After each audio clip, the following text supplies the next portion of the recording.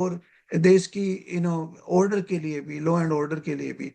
तो सभी देशों को इसके बारे में सोचना चाहिए कि इस तरह के जो ग्रुप्स हैं उनको बढ़ावा नहीं दिया जाए और उनको सपोर्ट नहीं दिया जाए। अमेरिका ने बहुत सपोर्ट दिया है ऐसे ग्रुप्स को, और अभी भी वो कई जगह पे ऐसे ग्रुप्स को सपोर्ट दे रहे हैं।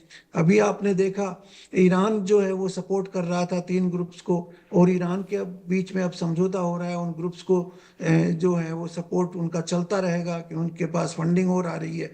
तो सीरिया के ऊपर ईरान भी कंट्रोल करना चाहता है, क्योंकि सीरिया और लेबनान जो है वो जुड़े हुए हैं। लेबनान के ऊपर ऑलरेडी ईरान का बहुत बड़ा कंट्रोल है, वहाँ पे हिजबुल्ला बहुत हावी है, और वो चाहता है कि हिजबुल्ला सीरिया में भी हावी हो जाए। और सीरिया की जो सरकार है वो कुछ हद तक प्रो ईरानियन है, क्योंकि वो असद के अगेंस्ट में हुआ करती थी सारे के सारे लोग। तो ये एक बड़ी कॉम्प्लेक्स सिचुएशन है, इसको एक लेंस से नहीं देख सकते आप। लेकिन इसमें बेसिक रूप से मैं कहूँगा कि वेस्टर्न वर्ल्ड का बहुत बड़ा हाथ है।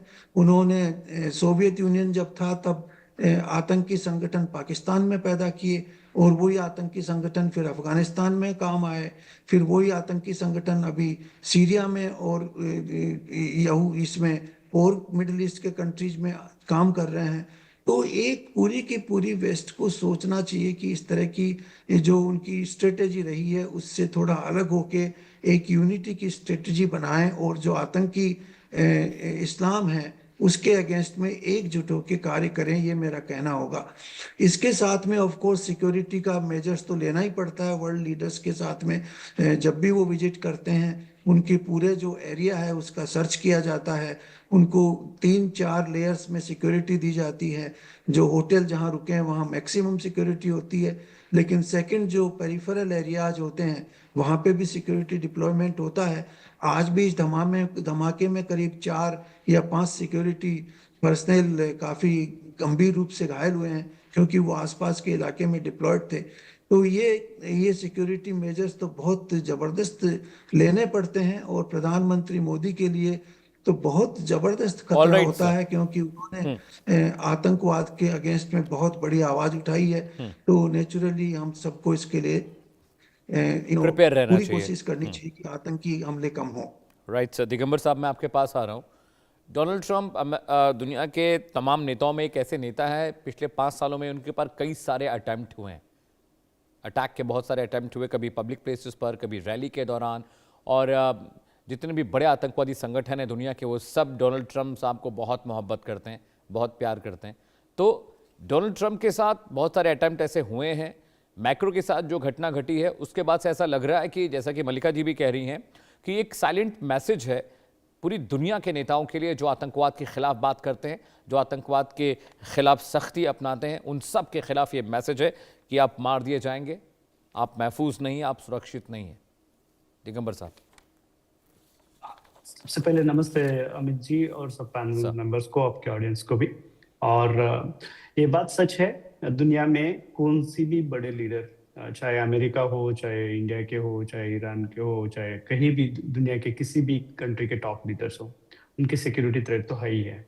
उसमें से टॉप में आते हैं डोनाल्ड ट्रंप, क्योंकि उनकी जो एक स्वभाव है, तो वो जो अपफ्रंट बातें करते हैं उससे बहुत सारे लोगों को नापसंद होते हैं कि he'll talk directly and very crude way sometimes. वो बहुत सारे लोगों को पसंद नहीं है।